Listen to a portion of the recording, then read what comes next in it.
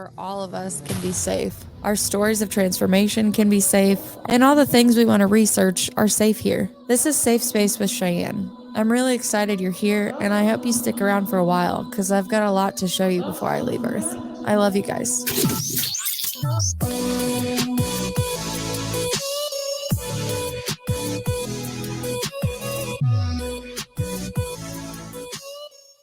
Hello, all my beautiful friends out there. Thank you for joining me today in our safe space. Today, I have Brianna Ladapo. Oh gosh, I bet I messed it up already. I'm so sorry. I'll let you reintroduce yourself. Close enough. It's Brianna Ladapo. Yeah, thank you. My worst fear realized I messed up a name. Today, she is coming on as the author of Emerging from Darkness, a spiritual memoir and a guide back to the light. And I just recently started this book because she so graciously sent me a copy when I asked to interview her. And I'm telling you, from the beginning of the chapter, I felt very seen and very connected. So she has come on today to not only share her story, but share her light and her mission to help others. So thank you so much for joining me today. Thank you for having me. I'm delighted to be here. I have so many questions, and I really hope I can just get them out all at one nice, easy flowing sentence for you. Me knowing your background as far as like where your childhood starts, do you want to start in the beginning with obviously feeling different and intuitively knowing?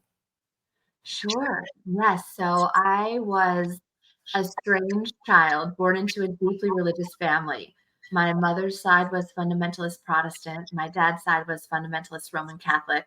And they were at war with each other long before I was born. So I was essentially born into this religiously warring family and both sides immediately started vying for excuse me, for my attention. They both wanted me to believe in their perspective, in their dogma, in their beliefs.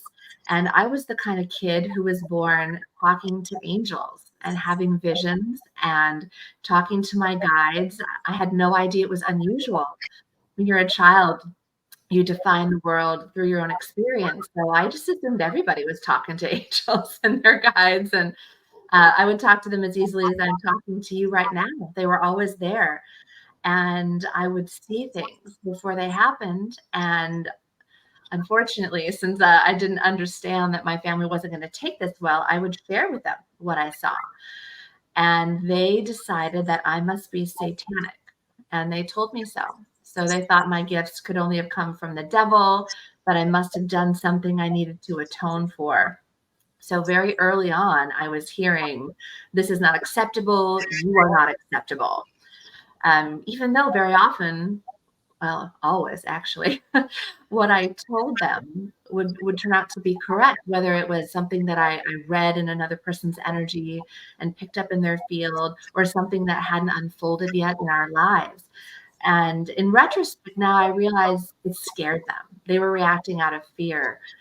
But because the people that were supposed to love me unconditionally told me that I was evil and dark and unacceptable, I did my very best to shut down those gifts as a child, and it put me on a very dark path. I love that you stopped right there because I just wrote a quote from that part of the book where, the lights went out. And I think it's a really relatable way that you wrote it because I know that there's so many children that go through this, whether, maybe it's not to the extent where like they see angels and they're talking to their guides and stuff. But I know that there's between probably like the age of 1 and 7, more up between 5 and 7, a lot of kids do have a lot of natural intuitive impulses that are shut down by the physical world. So the quote that I pulled out, you said, I began to suppress my gifts in earnest, believing that perhaps if I were more like them, they wouldn't torment me anymore and I would be safe. And just like that, my light began to go out. And when I read that, I was like, oh, my heart. Because I don't know like the actual age, but I assume it's between maybe like 10 and 13, 14, 15, somewhere around there. Like, when did you just get tired of kind of being demonized by the people that were supposed to love you. And you're like, okay, I'm just going to put my head down and fit in and listen to what they say. That's a good question. It's sort of a moving target because the farther I get away from it, the harder it is to pinpoint. But if I really go back to the moment that I gave up and I just didn't want to fight with them anymore, I think it was probably around 9. Um, that feels right. Because of course it was a process. When I was little, I think for all of us, when we're little and we look at our parents as these beautiful, benevolent beings that are supposed to care for us, we just trust, right? We put our well-being in their hands. And so if they denigrate who we are, it's obviously very painful, but we believe it, right? We have no reason not to.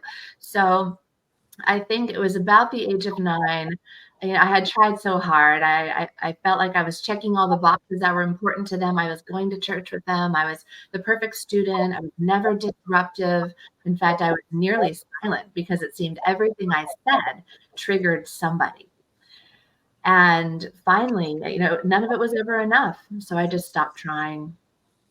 And I think it's honestly still really powerful that you're like, okay, well, I'm still just going to try to be as good as I possibly can for you. In your mind, you're like, if I do what they say, I'll be safe. But most people react negatively and start being rebellious and pushing back. And you were like, well, I'm just going to get the good grades, be the good church girl, and listen to what you want from me. And I did not go that route with my story.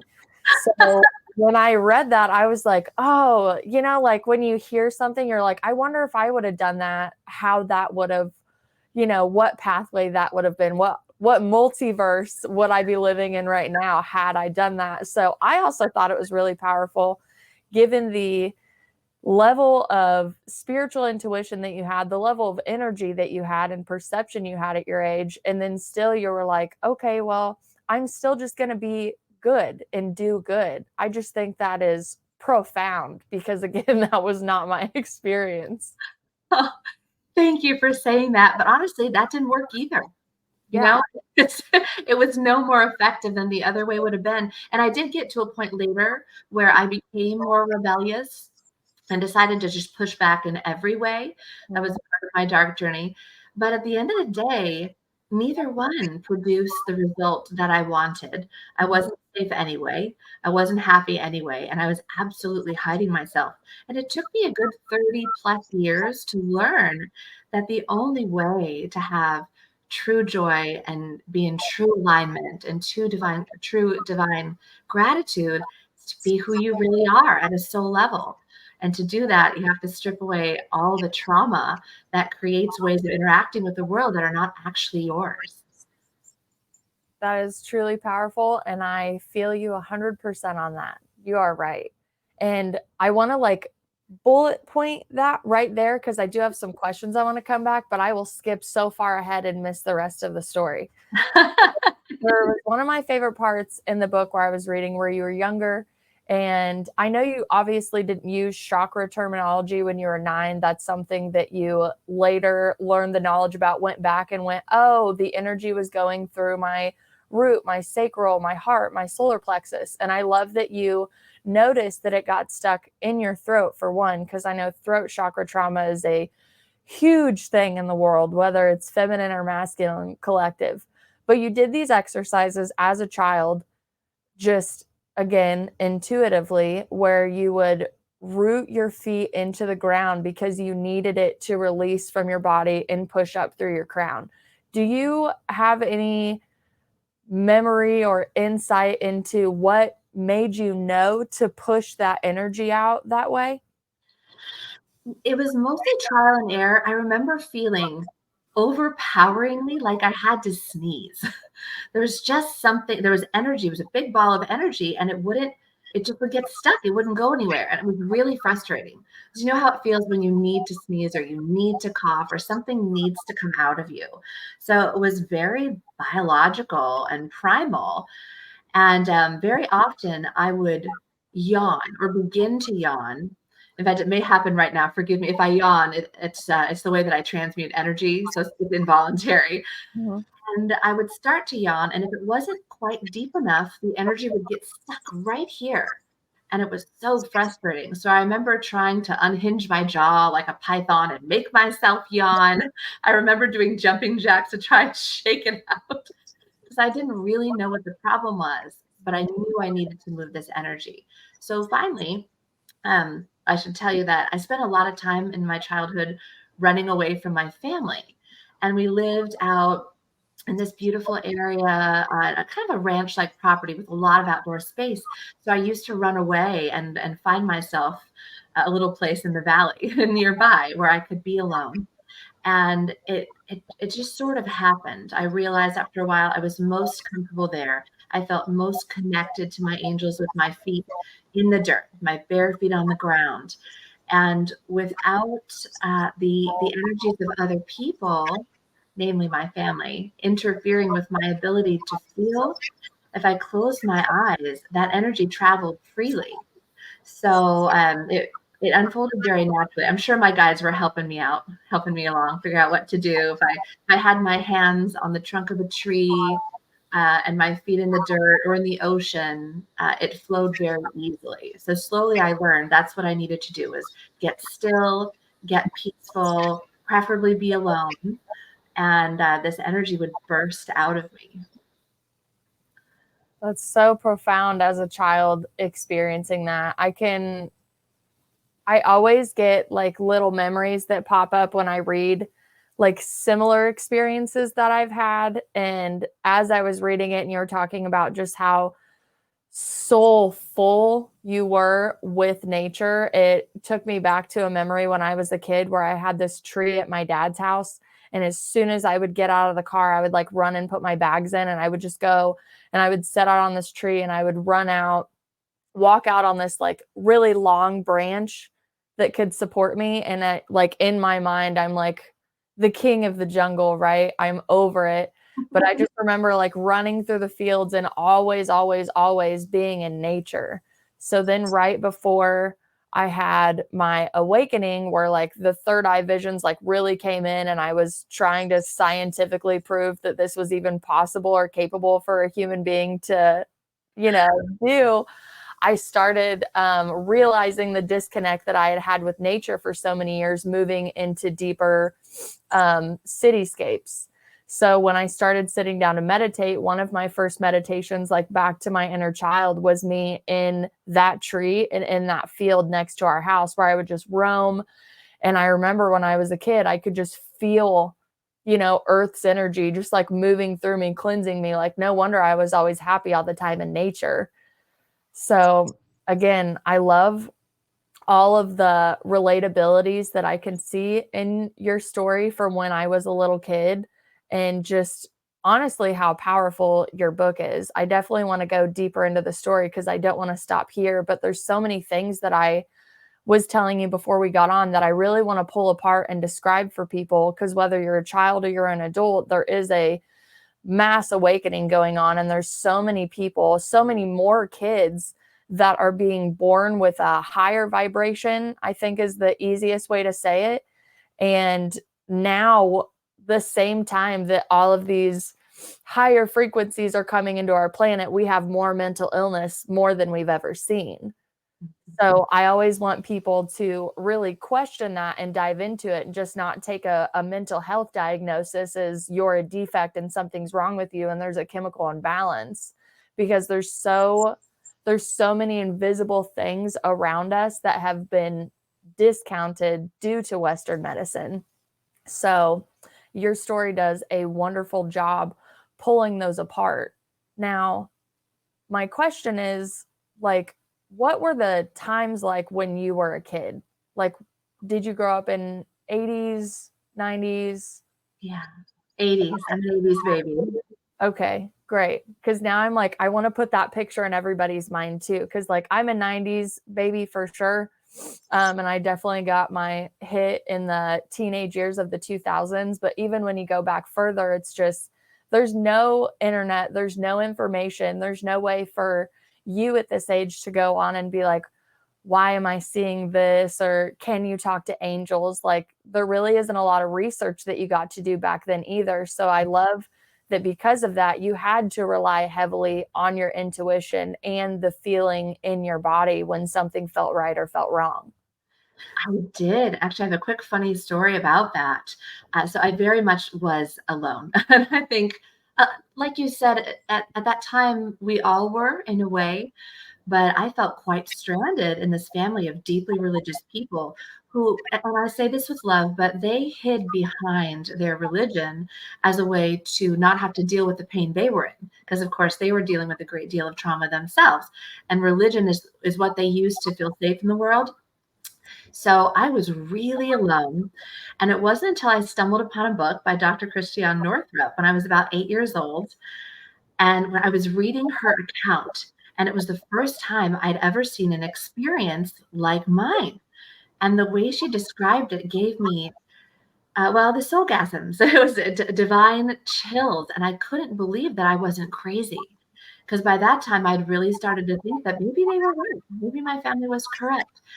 And so it was amazing for me when all these years later, I was looking for someone to write the foreword to my book. And I was driving down the road one day, and a friend of mine called for no particular reason. In fact, she said, "If I think of you 3 times in a row, I have to call you." So we started chatting about our day, and she said she was on her way to do an event for Dr. Christiane Northrup, who is one of my heroes. And she said, I've been meaning to introduce you. And so the next thing I know, I get a call from her. And immediately it was like talking to a soul sister. And so that's how she came to write the foreword to my book. That's beautiful. And she did a wonderful forward. She painted you in such a brilliant light, anyways. But now that I even know this backstory, I think it's even cuter that you guys just hit it off right away. She was incredible.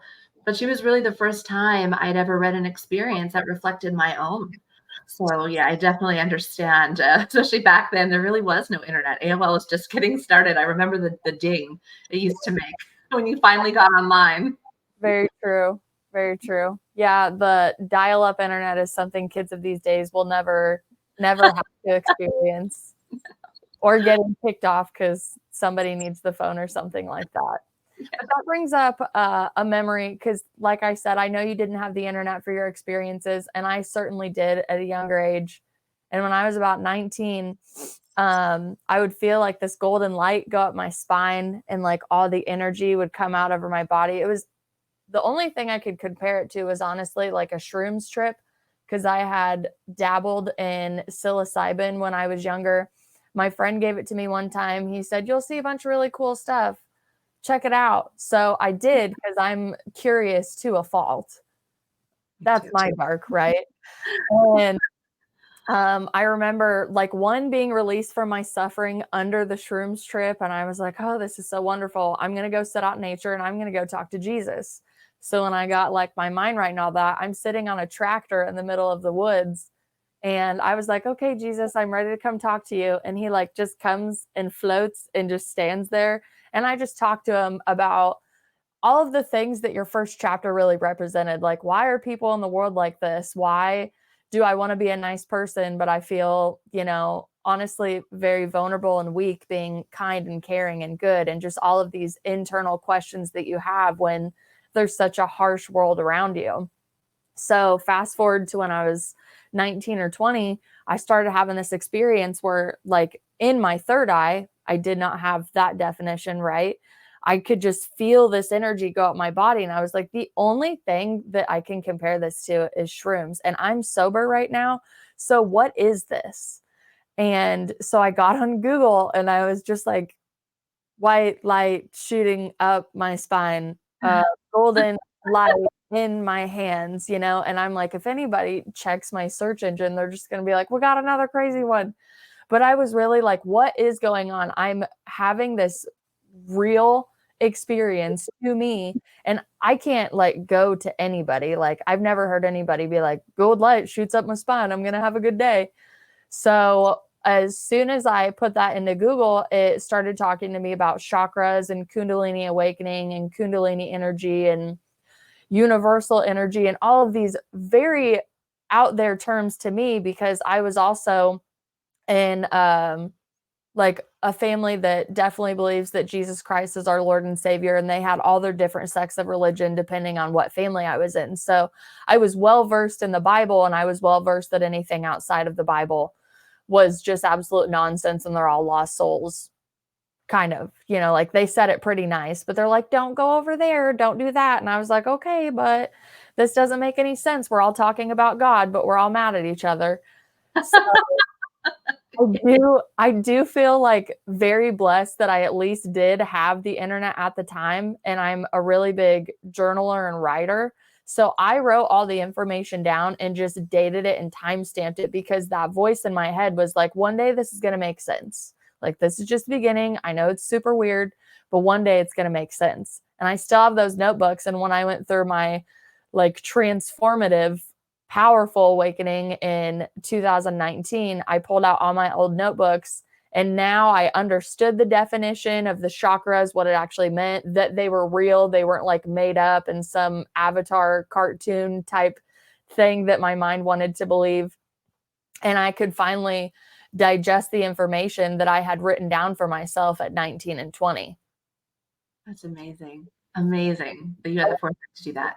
I was very grateful for that. And that really got me into a lot of inner child healing and like past self healing, and just going back to those parts of myself and talking to her. And every time I do one of those, I'm like, thank you so much for writing, because I would have not remembered this. And I know that you could have easily chucked the information away and been like, oh, I can't comprehend it. It isn't for me. Let me go away. But I've always had that. Definitely my higher self voice is the best way I could describe it, where I'm like, I don't know why I'm keeping this right now. And they're like, it'll make sense later. Just put it away with all the other notebooks. We'll let you know when to pull it back out. That's incredible. Incredible. I bring that up because I want to talk to you about your intuition around the time that you said my light began to go out. So you were still getting the good grades. You were trying to do everything you could, but take us through the darker, like where this starts getting dark for you. Well, this too was a long process, but at some point I stopped feeling the connection with my soul. And I had done a great bit to try and silence it. It's my own doing. I absolutely did this to myself. But whereas when I grew up, when I was little, every move I made was very much informed by my connection with spirit, whether it was my angels talking or just my gut. My gut has always been loud and decisive. In fact, the only times I've ever gotten into trouble is when I don't listen, because the answers have always been there. Mm-hmm. So when I started shutting all that down and I stopped accepting help from my angels or my guides, even nature or my higher self, I started making bad decisions. And it led to a lot of really, really dark relationships, a lot of sexual trauma, a lot of abuse. Eventually, I got very physically ill, and I ended up on all kinds of pharmaceutical drugs. I was so dissociated. I was completely numb. Mm-hmm. And I really have to credit meeting my husband for starting to shake me out of that. Because as anyone who's ever been in a relationship with someone they really care about knows, that person tends to act as a mirror for you, whether it's a partner or children or even a really good friend. Anything that's unresolved in you tends to start surfacing pretty quickly. Mm-hmm. So if I hadn't met my husband, I'd probably be dead, to be perfectly honest with you. I didn't expect to live very long, because after I shut out my light, all I could see was the darkness. Mm-hmm. Even after I went to Egypt and had some experiences, I detail them in the book. It's a very long story, but they really shook me awake. It's almost like the lid that had been on this simmering pot blew off, but it blew through the ceiling, and things became undeniable. And I started to allow my angels back in and my guides back in, and I started to wake up. I still had so much darkness and so much trauma, frankly, that was undealt with, that when my visions started coming back, they were very dark. It's like someone had opened a trapdoor to hell. And no longer was I having beautiful visions and seeing what I now know are higher dimensional experiences. I was seeing horrific tragedies before they happened. And I was really suffering. I got very, very depressed because I would see serial murders, plane crashes, awful things, and there was nothing I could do. I didn't know where they were going to happen, and even if I had, I wasn't quite sure how to handle that. You call up the local police and say, "Hey, guess what?" Yeah, I had a vision that this is going to happen. I'm sure I would eventually been arrested had I done that. Absolutely. So it wasn't until I was confiding all this in a friend of mine, and he said, "You know, you can control what comes into your field, right?" And I was like, "No, I had no idea I could do that."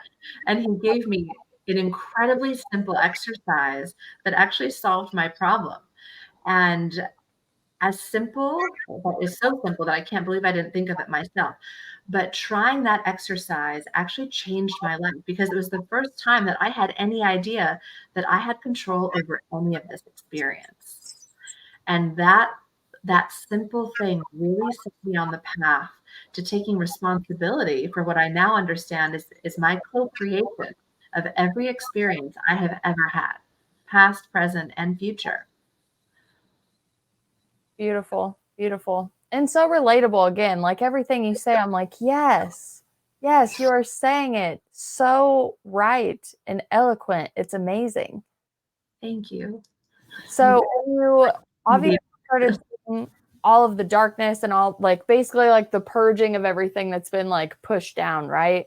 And Mhm. then this opening at the same time. So many ways I could go with that story. So I'm gonna move on. But what were your besides the exercise that your friend gave you, what were some of the healing modalities that you were called to really peer into from, I would say, like your angels guiding you to heal? Well, some of it was about returning to what I knew inherently as a child, getting back out into nature, getting still, getting silent, because I realized my intuition had never steered me wrong. I had always known what to do, and then I had actively blocked it out and completely derailed my life. Now, of course, I also believe at this point that was for a very strong and necessary reason. Without having done that, I would never have ended up where I am now. So I'm grateful for the experience and I don't regret it in the least. But that said, it took a lot of years for me to really make my way back. So I learned that for me, the ocean is an incredible way to neutralize dark energy and really enhance the gifts that I have. So I spend as much time as I can either in or looking at the ocean and with my feet in the sand, because when I'm in that space, I can actually hear my higher self. I can hear my intuition and my soul speaking to me. Um, and for some people, it's the mountain. For others, it's their garden. You know, it's whatever calls to your soul. And then another thing I knew inherently to do was turn off media, whether it's TV, social media, even there were types of music I had always listened to that there was some little voice inside me saying, "This is not good for you. This is introducing frequencies that are counterproductive and ultimately destructive to your awakening." So I slowly started to listen to that voice. I started to, I had, as I mentioned earlier, I got really, really sick for a number of years. Mhm. And of course, no doctor, and there were dozens. No one could ever figure out what was wrong with me. So they gave me so many different drugs, and I took them. Well, at some level, I didn't want to know, and I wasn't ready to deal with what was really wrong yet. So I took them, and I ended up completely dissociated. And ultimately, there was a moment, it was around Christmas time, and I was so sick and so out of it that I could hardly be present for my baby son. And I realized that I was going to die if I stayed on that path. And that if I wanted to heal, I needed to walk away from Western medicine and take responsibility for my own health and healing and wellness and my own journey. So I got away from all medications, all drugs, all stimulants, all depressants. So coffee, sugar, alcohol, everything, because I wanted to hear that voice inside of me. And I knew that all of those things were creating distance between me and source. So I started moving away from all of that. I stopped watching Netflix. And I'm not denigrating anyone's experience. By the way, this is just what became apparent for me. I knew I needed to get silence around me because I couldn't hear. I couldn't see. I couldn't sense. It was like radio or static, like old school TV static all around me. And then you have people everywhere telling you what is best for you, whether it's newscasters or people on social media, these influencers. But the truth is, we all know what is best for us. None of us need to be told. It's about finally dropping into that space where you can really hear yourself at a soul level. So those are the things that I kind of knew to do. And then when I met Christopher, who's the healer I talk about in my book, who reminded me how to transmute energy. And I say reminded me because in this life, I really had no idea I was ever doing it. But it's certainly something that as a child, and I'm certain in many previous existences, I very well knew how to do. And it was the key to releasing my trauma. And he taught me some new things, or new to me anyway, that have helped me so much. And most of them are things I still do every day because there are always layers to peel back. This is a journey. Very true. Very true. So, I don't want to give any spoilers away in the book, but do you say in the book what Christopher reminded you to do to really transmute that energy and block out the bad images? Yes. Now, that being said, every experience, probably with any healer, to be honest, but I've come to realize that any experience with Christopher is completely individual. My husband had a remarkably different experience than I did. It was also incredible and very transformative, but the things he does and remembered and went through are totally distinct from my own experience. So I do detail my experience in the book, very much so. Well, I But don't that give it anything away then. I just wanted to make sure it was. How did your husband, how did he receive all of this? Because were you still like obviously still medicated when you got, like, you were still married, you had your kid, you were starting your life, and then all of this trauma started to surface? Would that be accurate? Like, when did it go from, oh, my wife, is on prescriptions and she's just trying to help herself out, to, oh, she's extremely spiritual gifted and it's just been shoved down in her body for so long? So, my wonderful husband is a Western medical doctor. So he was trained, very rigid math and science, and he had no part of the spiritual world at all. He was raised very Catholic, as I was. And so when we first met, I think he probably thought that I was insane, to be honest with you. On our first date, we were having lunch and the server came over, and it was very evident to me because it was all over her field. It was in her energy that she'd had a rough night. She was going through a breakup. She was having trouble in school. And I just blurted these things out. Didn't really mean to, but it was so obvious to me. So I said this to him, and he looked at me like I had three heads.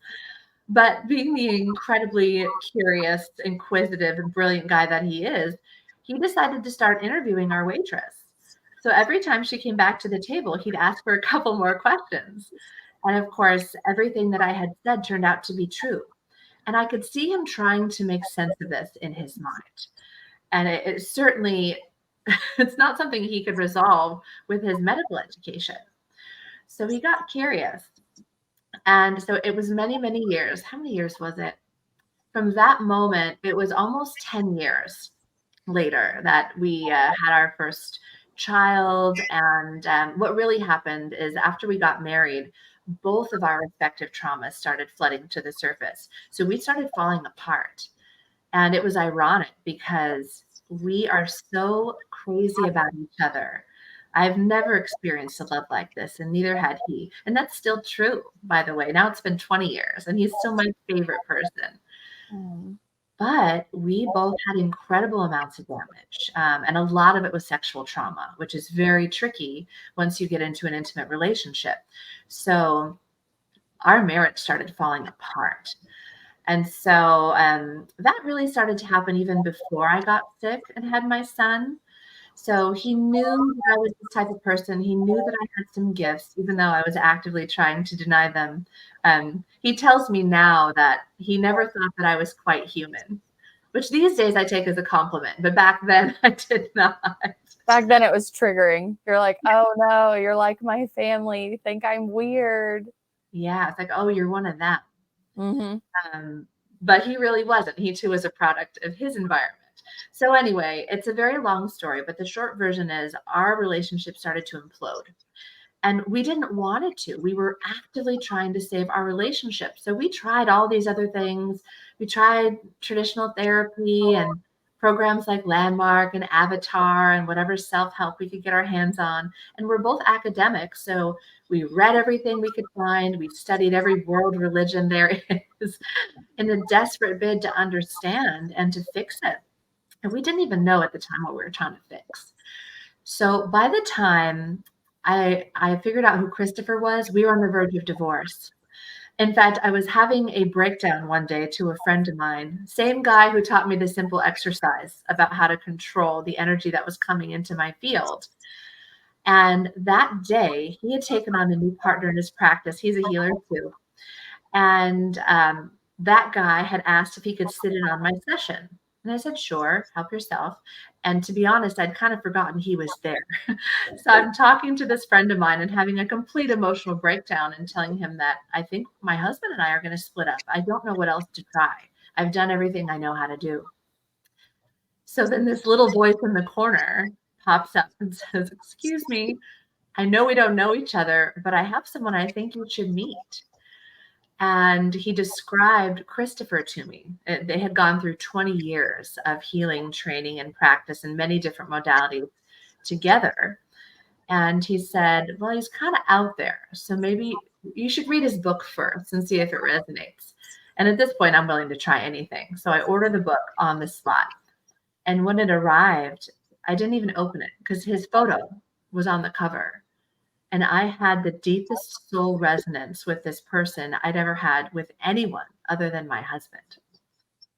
And so, long story short, I described this to my husband. I got in touch with Christopher and we spoke on the phone, and I knew him. I couldn't even tell you how, because at the time I was pretty shut down, but I knew him.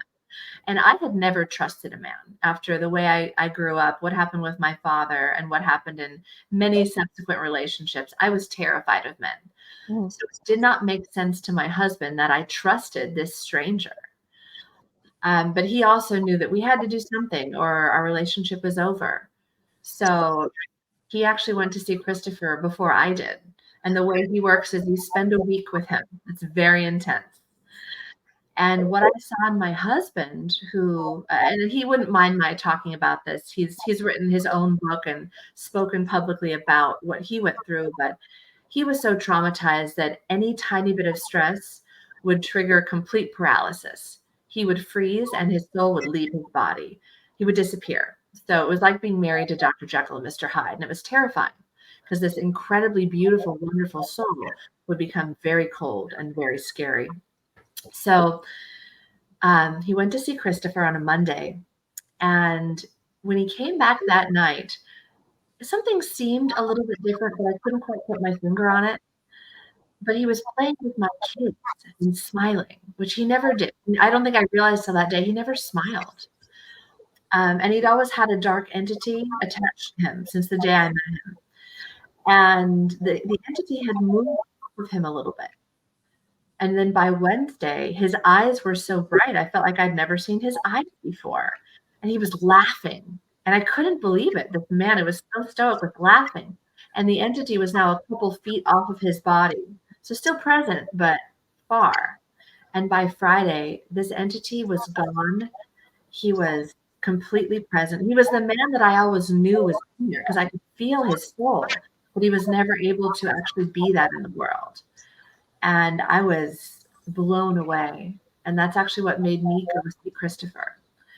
So in a way, Joe and I have taken this journey together. So I do think he thought I was crazy for many years, but not anymore. I love your story. Again, I have some relatable things, like when my husband thought I was crazy too. Like, I'm pretty sure you're crazy, but I love you. I fell in love with your soul and we're going to figure this out together. And that was 5 years ago. And he has come a long way from the very left brain, masculine, logical, if I can't see it with my five senses, it's not real mindset. And now with all the experiences he's had, he was like, I'm going to do my own research on this.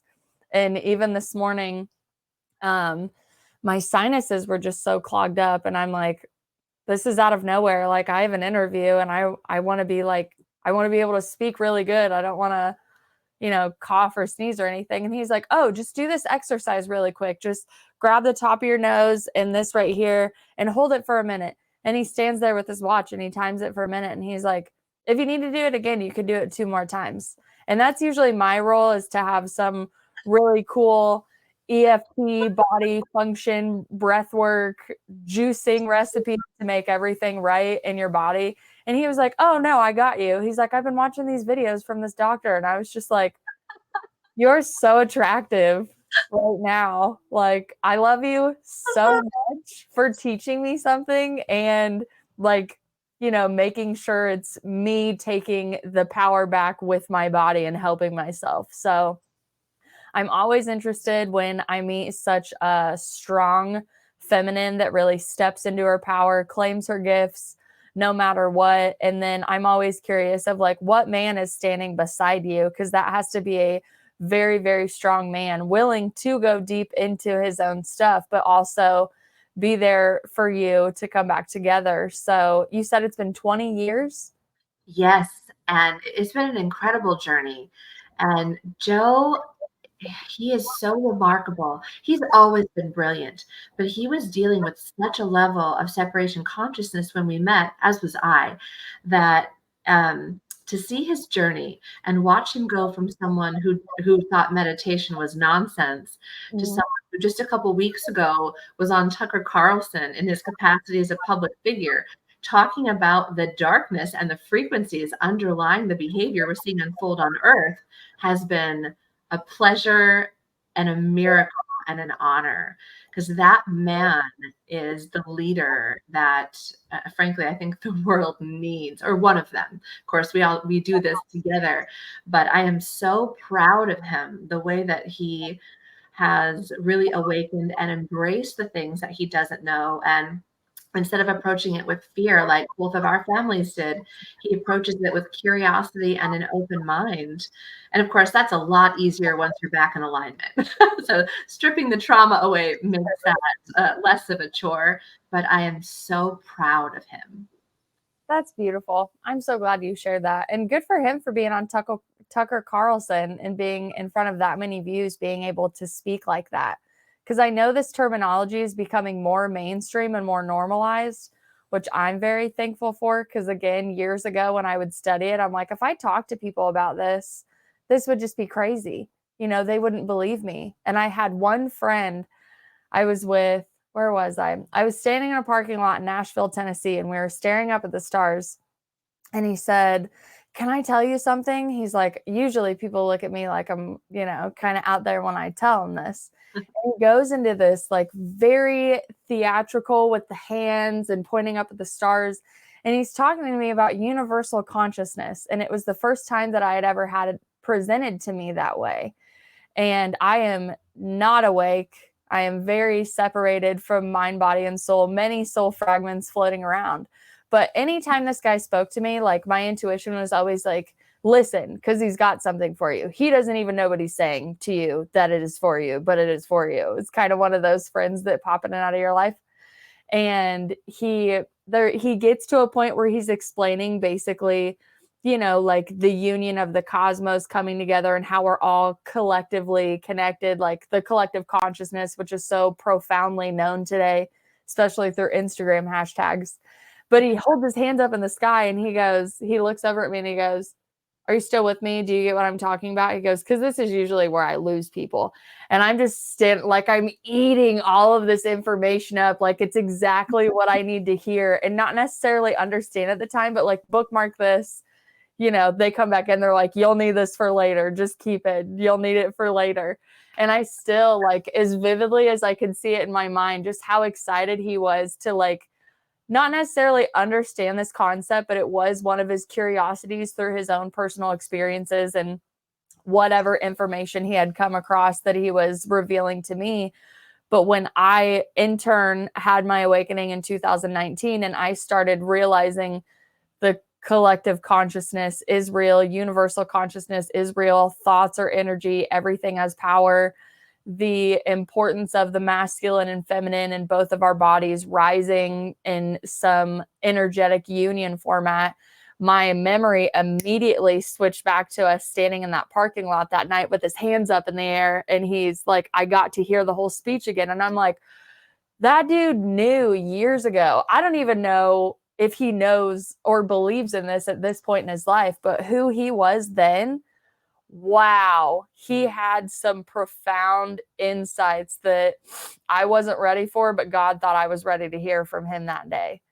So even through like the healing process, like the retrospect when you're going back in, like I love the memories that'll pop in and be like, we've been tapping you on the shoulder. We've just been using other vessels for many years. It's up to you to kind of like wake up and clear yourself out of this disassociation or this disalignment in your body.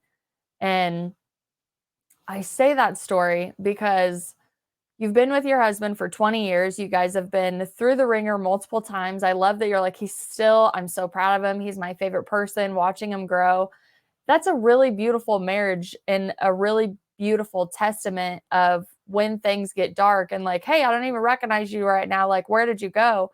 That's beautiful that you guys fought through it. And there's a part of me, especially with like your dreams, your premonitions, your visions, that I know as women, sometimes we fall in love with the potential of what we see a man can be and become. Like we can see the blocks in them. And I'm sure they can see the blocks in us, but not on the same intuitive level.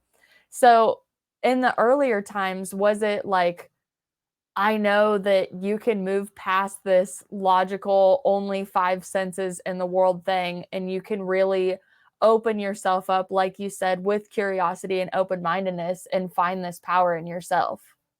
Yes, absolutely. And my soul knew it before I saw him. When we met on a plane, and when he walked on the plane, I was in the last place in the world. I did not want a relationship. In fact, I had decided never to get married or have children about a week earlier. Oh no. But the way that I felt and the soul that I could sense in him was overwhelmingly beautiful and angelic. So even my first impression with him was so at odds with who he was showing up as in the world. And it makes perfect sense in retrospect. He also grew up in a deeply religious family, a lot of abuse. He went to medical school. He also has a PhD in health policy. He was trained about as by the book as it gets in terms of a Western interpretation of medicine and science. But there was so much more under the surface. And like so many of us, he was just trying to stay safe. He felt safe in the sciences. He felt safe with very factually based disciplines. And all the rest of this was completely foreign to him. But I could feel that on a soul level, he had come here to have this journey. In fact, we came to have this journey together. And I went from one extreme to the other. I went from not wanting any part of marriage, family, or a relationship to realizing that our connection is undeniable and at a soul level. And we chose to have this journey together for this reason. And he has taught me at least as much as I have taught him. We're very much a divine complement. But yeah, the incredible and beautiful nature of his soul was always clear to me. He just had trauma in the way, as do we all. That's beautiful. I would love to just watch an interview with both of you, just bounce off of each other. I think you have really, really great chemistry just from the way that you talk about it. Thank you. We do interviews together sometimes, and we do events together. We were actually both just at the American Academy of Environmental Medicine conference, and we spoke together. And honestly, it was a blast and one of the most fun events we've ever done because in the room, There were people who were very extreme right brain and very extreme left brain. And so it was, I think, a new experience for everybody because we are such polar opposites. So we often arrive at the same conclusion, but we take very, very different pathways. So it was a lot of fun to speak for an audience like that, that is more typically medical during this great awakening where people are moving back toward an understanding of healing that has nothing to do with Western medicine. Yeah, I was watching an interview about Dr. Joe Dispenza, and he's like, I have all of the scientific measurements that show all of this air quotes pseudoscience or alternative medicine or alternative healing is working.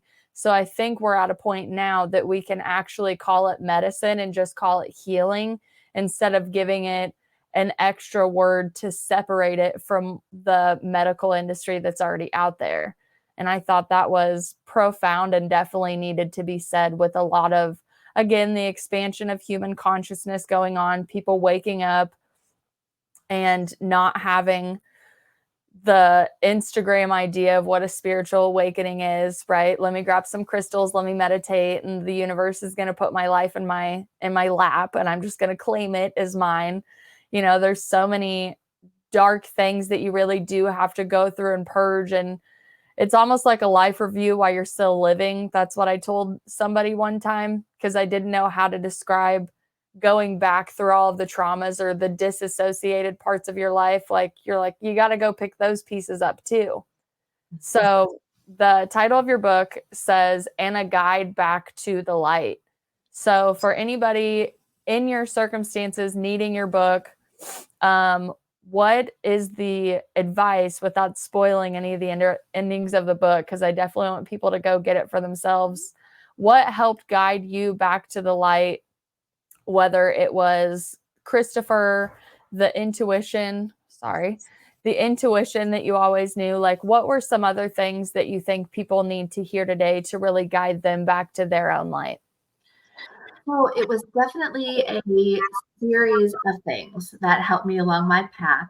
And part of it was absolutely Christopher. Part of it was absolutely meeting my husband. Part of it was going back to Egypt, where I had been so strongly called and had no idea why. I went there and I had a series of explosive experiences, which I do detail in the book, that woke me up and made me remember. There is a vision that I had been having almost every night of my life for 30 years, and I thought it was a recurring dream. And when I got to Egypt and found myself quite accidentally or not in the place where that vision had taken place, I remembered my past existences that very much informed the experience I came here to have this time. So your guides they'll take you where you need to go. But that said, there are definitely ways to get there faster. And the entire last section of my book is about practices that you can take on right now with no extra money. They don't cost anything. They don't require any particular level of experience. All it really takes is time and commitment. But there are things that you can start doing today to raise your vibration. Because at its simplest, what we have to do is figure out how to be who we truly are, right? So we have to shed the trappings of trauma, of external influences, of or really anything that is not coming from our soul. So I don't want to give too much away. You like the way, make them buy the book. But I will tell you that the trick is to raise your vibration. And it sounds like this simple, to some people, woo-woo thing. But no, but your vibration determines your entire experience here. So by raising your vibration, figuring out how to change your frequency, you will change your entire existence. And it can happen quickly because yeah, you have to deal with your trauma. There's no way around that. You must figure out a way to deal with your trauma. Now, what that looks like is different for everyone, but I believe the thing we have in common is that trauma needs to be transmuted. So going to therapy is great, but talking about it and then leaving it sit there doesn't necessarily help anyone. You actually have to change that energy. You have to transform it from that dark, low vibrational energy that doesn't serve you or anyone into high vibrational divine energy that actually creates the life that you want and the world that we want as a collective. So that has to be done. So whether you can do it yourself, which many of us can, it's possible that all of us can with the right training. I don't know the answer to that yet.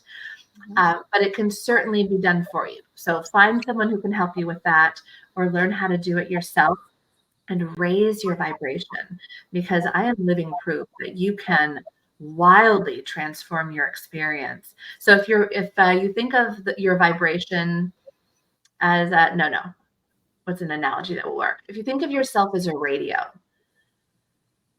the radio is the vibration, but the frequency is the channel that you're tuning your radio to.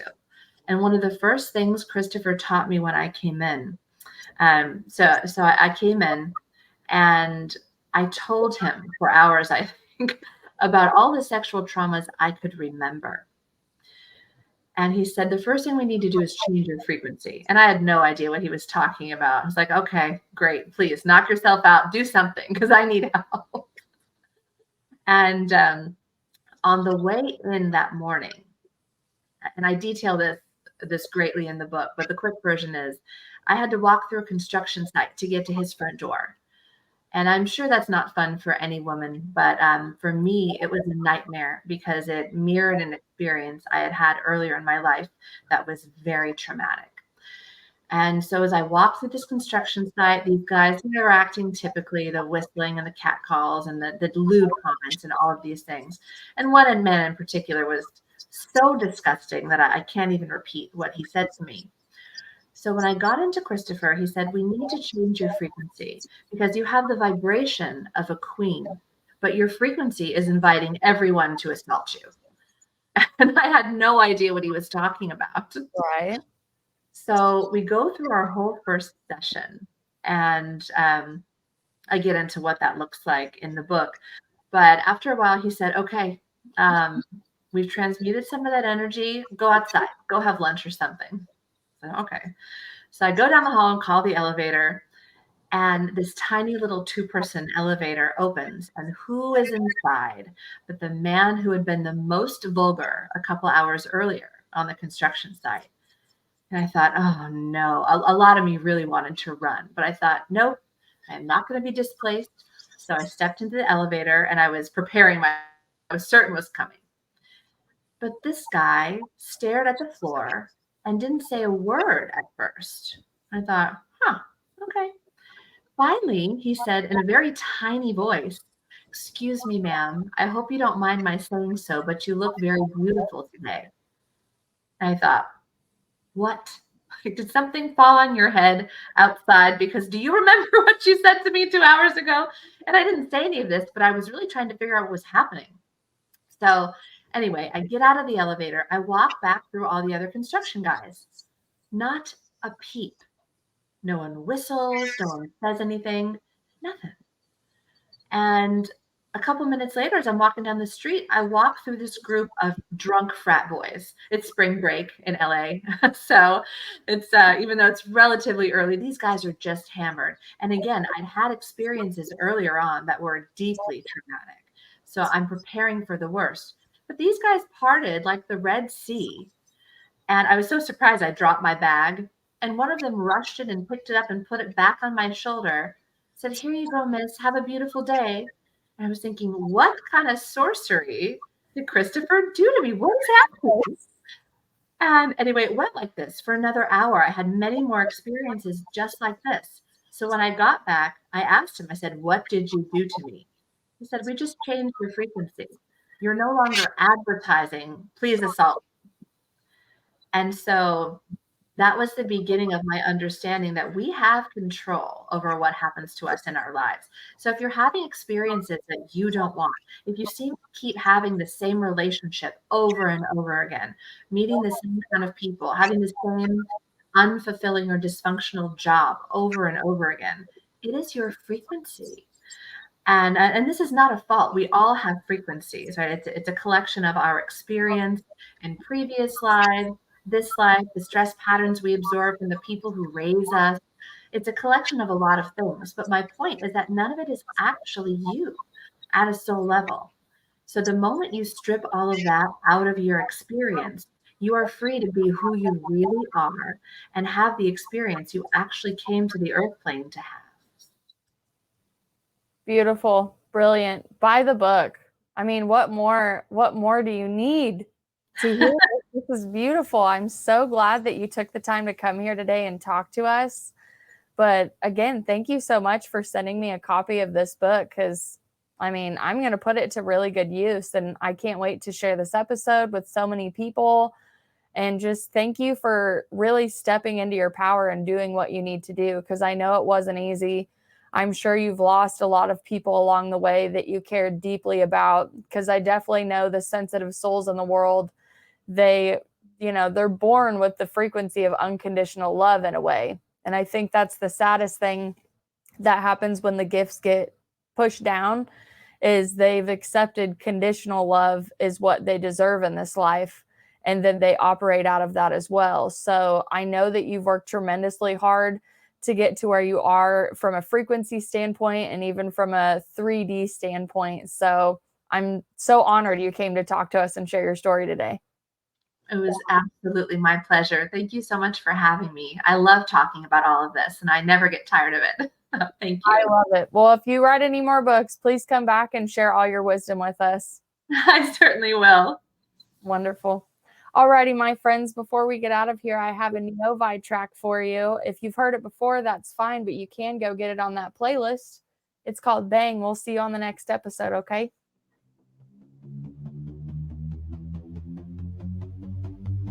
Get out of my head.